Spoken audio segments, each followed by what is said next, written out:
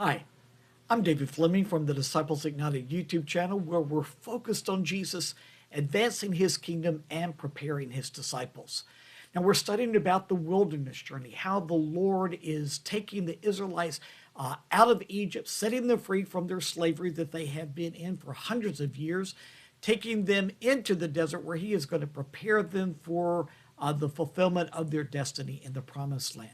So we find the Israelites are in the desert and they've already gone through some difficult situations that we've already studied in previous videos. And now we find them once again in a place in the desert where they have no water. We read about it in Exodus chapter 17. Let's read it again. The whole Israelite community set out from the desert of Sin, traveling from place to place as the Lord commanded. They camped at Rephidim, but there was no water for the people to drink.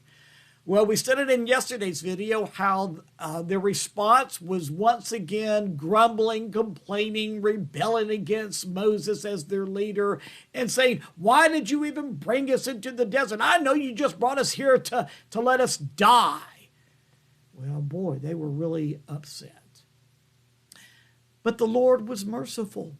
The Lord told Moses to take the staff that God had given him and to go to this rock, and this is what he told him to do. Listen carefully. Take with you some of the elders of Israel, and take in your hand the staff with which you struck the Nile, and go. I will stand there before you by the rock at Horeb. Strike the rock, and water will come out of it for the people to drink. Now, y'all, this was miraculous. I mean, you don't get water from a rock, and you certainly don't get water from a rock by taking a staff and hitting the rock. But that's exactly what happened.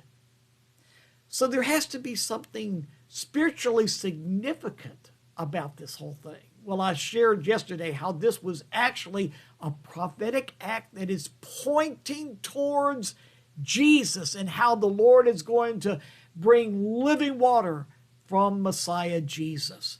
Well, we read about this in a letter that Paul wrote to the Corinthians. We read about it in 1 Corinthians chapter 10. Let me read it to you. They all ate the same spiritual food and drank the same spiritual drink, for they, speaking of the Israelites in the desert, they drank from the spiritual rock that accompanied them, and that rock was Christ. Now, boy, so what does this mean? That this rock, which really represented Jesus Christ, followed the Israelites throughout their journeys through the desert, and whenever they needed water, Moses was told the first time to strike the rock, and water is going to come out of the rock and give all the water that the Israelites needed. Well, this was really enacting prophetically that which took place on the cross.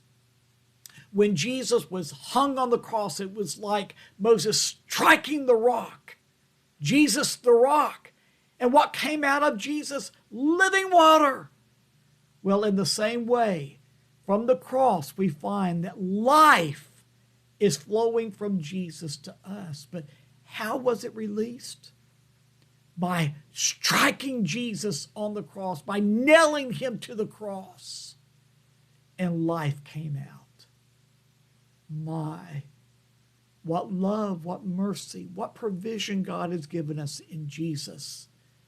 And you know, we don't deserve it any more than the Israelites deserved to be given water in the desert. All they were doing was grumbling and complaining. Just like us in our lives, when we hit difficulties, we grumble and complain, but God just pours out life to us through the cross of Jesus for all those that will receive. So look at the cross of Jesus and praise God for the life that is coming to us today because Jesus hung on that cross for you and for me. Let's talk more about it. There's something else I want to share about it tomorrow.